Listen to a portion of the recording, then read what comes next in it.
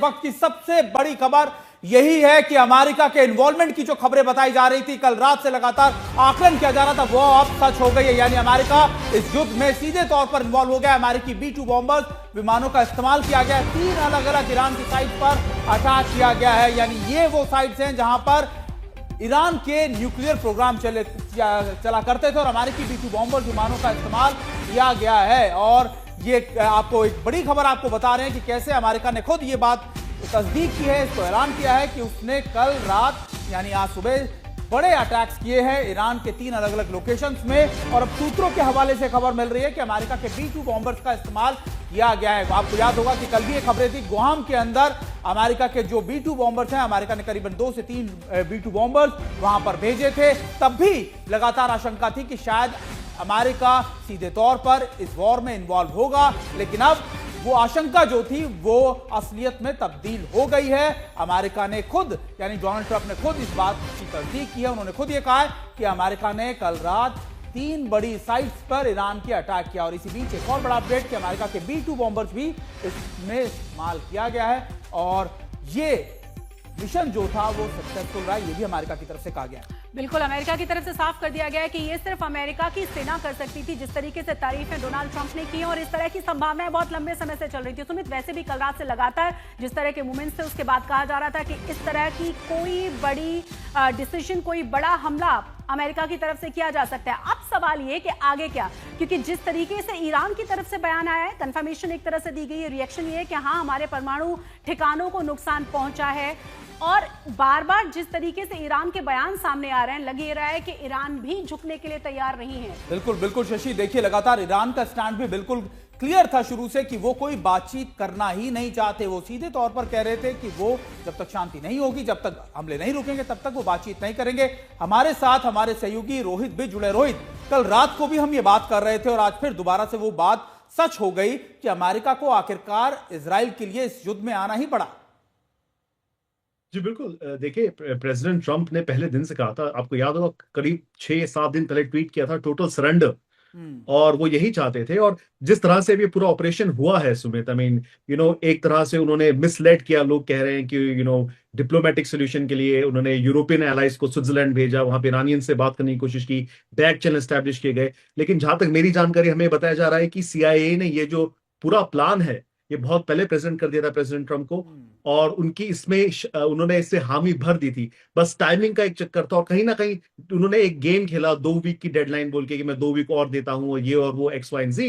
But ये पूरी planning के साथ किया गया। इसमें जो CIA के डायरेक्टर है रैटक्लिफ, उनका बहुत बड़ा रोल है ऐसा माना जा रहा है। आपने देखा होगा सुमित, थोड़े दिन पहले ये खबर भी आई थी कि किस तरह से प्रेसिडेंट ट्रंप तुलसी गैबर्ट की इंफॉर्मेशन को गलत बता रहे थे। वो कह रहे थे कि तुलसी गैबर्ट के पास सही इंफॉर्मेशन नहीं है। तो ये इंडिकेट करता है कि ये प्लान बहुत पहले अप्रूव हो चुका था, प्रेसिडेंट ट्रंप ये करने वाले थे। और शायद जब वो G7 छोड़ के कनाडा से US वॉशिंगटन DC आए थे, तब मुझे लगता है कि सारी चीजों में बताई गई होगी और उन्होंने अपना डिसीजन लिया होगा। सुमित, बिल्कुल। रोहित, आपको याद है कि कल रात को भी जब आप और मैं बात कर रहे थे लगातार, और यही बात हो रही थी कि इसमें एलिमेंट ऑफ सरप्राइज क्या होगा। अमेरिका अगर 2 हफ्ते का समय ले रहा है, वो लगातार ऐसी तैयारियां कर रहा है, तो ये सिर्फ पोस्टरिंग के लिए नहीं है। शायद एक एलिमेंट ऑफ सरप्राइज अमेरिका रखना चाहता था और शायद वही अब उसको देखा भी गया कि अमेरिका ने एकाएक बड़े अटैक्स कर दिए। जी बिल्कुल। और अभी देखिए, सबसे अभी बाकी चीजें जो सुमित हम कल रात को बात कर रहे थे, मतलब मेरा दिन और आपकी रात, कि अब ईरान का क्या इंपैक्ट होने, ईरान इसमें क्या कर सकता है, अमेरिका के इतने सारे बेसेस है उस पर क्या होगा, पॉलिटिकली ये मैसेजिंग किस तरह से जाएगी ईरान में कि क्या अमेरिका रिजीम चेंज चाहता है या नहीं चाहता है, डिप्लोमेटिकली क्या अमेरिका के एलाइज अब अमेरिका को ट्रस्ट कर पाएंगे नहीं कर पाएंगे। तो इसमें बहुत सारे ऐसे प्रश्न है जिसके जवाब हमें थोड़ी देर में शायद मिल सकते हैं जब प्रेसिडेंट ट्रंप देश को संबोधित करें। लेकिन फिलहाल आई थिंक अमेरिका का ये सबसे बड़ा हमला है। और जो एम्यूनिशन यूज हुई है इसमें सुमित, जो कल रात आप भी बता रहे थे, आज तक अमेरिका ने ये एम्यूनिशन कहीं पे यूज नहीं किया है। अभी तक अमेरिका की हिस्ट्री में this is the first time उन्होंने इतने बड़े बॉम्ब्स बरसाए हैं। तो कहीं ना कहीं I think it is very surprising, shocking और एस्टॉनिशिंग, मैं कहूंगा, कि अमेरिका ने इतना बड़ा ऑपरेशन किया विदाउट लेटिंग एनीबडी नो। अब यहाँ पे बहुत ही महत्वपूर्ण सवाल ये भी हो जाता है रोहित, जिस तरीके की तस्वीरें हमने इजराइल से देखी हैं, क्योंकि नुकसान बहुत ज्यादा था और बार बार कहा जा रहा था कि अमेरिका इतना डिले क्यों कर रहा है इतने भारी नुकसान के बावजूद। सवाल वही है कि क्या ईरान की तरफ से कुछ बड़े हमले किए जाएंगे, कुछ बड़े डिसीजंस लिए जाएंगे, जो बार बार ईरान कहता रहा है। नॉट, क्योंकि अगर शशि इस तरह का कोई भी एक्ट अगर ईरान करेगा तो अमेरिका के पास फिर फुल ब्लोन वॉर के अलावा कोई और चॉइस नहीं होगी। जी। अगर एक भी, मैं कहूंगा, अगर एक भी अमेरिकन सोल्जर, जो इतने सारे बेसेस है ईरान के आसपास में, यूएई में, बहरीन में, इराक में, कहीं पे भी कोई हमले में अगर किसी भी यूएस सोल्जर की जान जाती है तो president Trump will retaliate with full force.